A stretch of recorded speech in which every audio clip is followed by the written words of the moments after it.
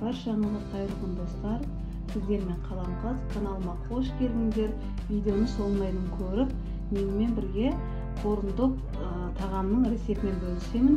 Ең алдымен бізге қажет заттар: сосиска қажет, бір жұмыртқа тестасына, 200 граммдай сүт қажет, 150 грамм ұн қажет, жарты шай қасық шекер, жарты шай қасық тұз қажет, и разрыхитель қажет, и панировочный сухарь қажет,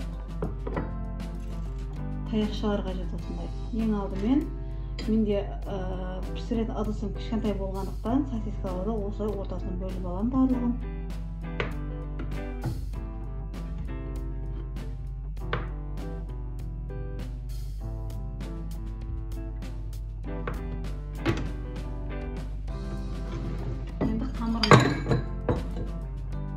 Енді қамырын дайындаймыз. Жұмыртқамызды салып, шекерімізді, тұзымызды саламыз.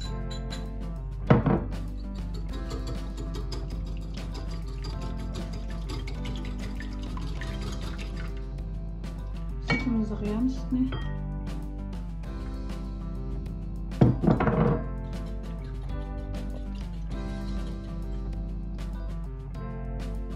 Разрыхителімізді ұнымызға қосып, аз-аздан салып, ұнымызды жақсылап араластырып аламыз.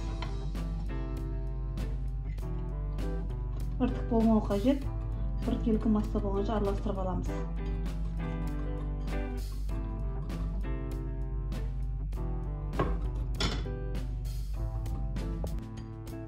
Мінекей қамырымыз осындай біркелкі масса болды, яғни құймақтың қамыры сияқты сұйықтықта болу қажет. Енді таяқшаларымызға қадап шығамыз, сосискаларымызды. Осылай барлығын.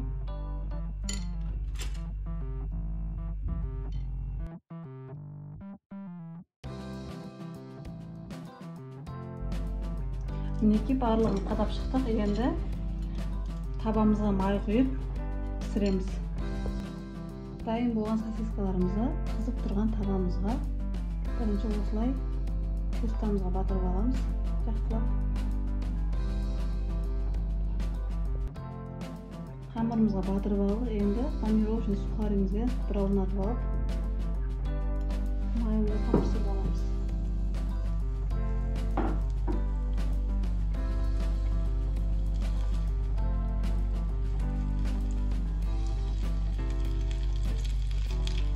Барлығын осылай пісіріп шығамыз.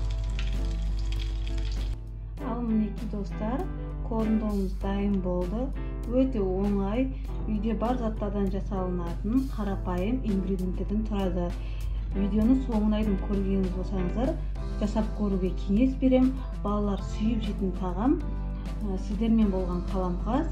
Менің каналыма тіркеліп кетуді ұмытпаңыздар. Жанында қоңырау шауды басып қойыңыздар, себебі менде күнделікті жаңа рецепт шығады.